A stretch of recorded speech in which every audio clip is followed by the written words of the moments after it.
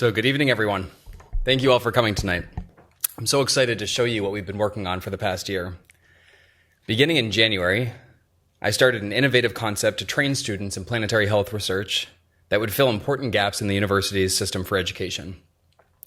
For those unfamiliar with the concept, planetary health as a field examines the human health impacts of environmental change. Specifically, it seeks to understand how human-caused disruptions to the climate system, oceans, land use change acceleration, biodiversity loss, etc., all lead to significant impacts on our own health, whether nutrition, physical health, or mental health. When I offered scholarships to Harvard undergraduates to enroll in this cross-disciplinary training program, I received applications from 75 students from more than 20 concentrations, and as you can imagine, they were all stellar. But I selected the 7 students you will meet and hear from tonight, a really special crew of young men and women who will one day change the way we see and understand our world. You just saw a video of each of the students before the program began. Over the course of the spring, I set out to provide a semester's worth of training and education to them through weekly meetings where we learned about the history, ecology, government, culture, and language of Madagascar. We also designed a series of projects that you will see tonight.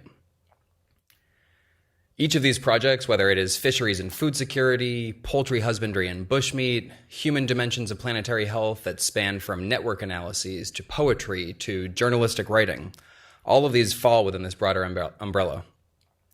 We spent 5 amazing weeks together in Madagascar, where I was able to share with them the research infrastructure that I've developed and cultivated over the past 20 years.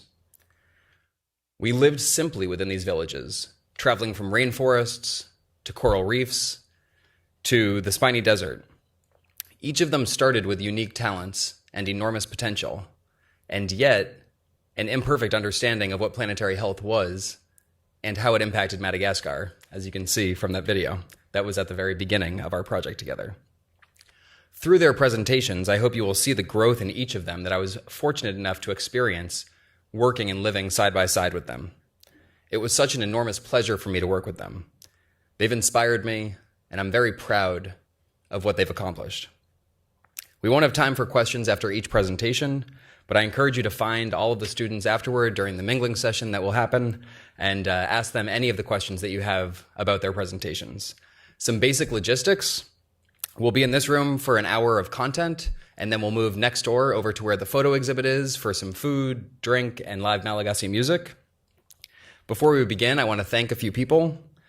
Jennifer Galvin, I really want to say thank you to you and the Henry David Thoreau Foundation for believing in this vision of an undergraduate scholarship program and for financing this project. I want to thank Sam Myers and the Planetary Health Alliance for really developing a creative and stimulating community of practice for those interested in planetary health.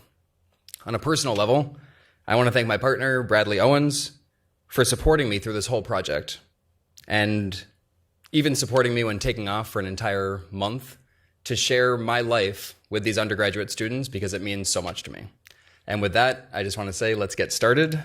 And the way that we're going to design this is that the fisheries and food security section, poultry and bushmeat section, and then the human dimension section, each of these will begin with a video short that our team developed jointly with a videographer from Madagascar named Jeffrey Gaspar. So we will start with the video and then move into a series of related student presentations.